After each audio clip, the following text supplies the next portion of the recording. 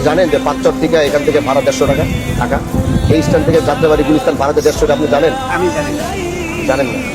তাহলে আজকে জানেন না। চান্দা দেন কত? জনপতি চান্দা দেন কত? 20 টাকা করে নেয়। 20 টাকা।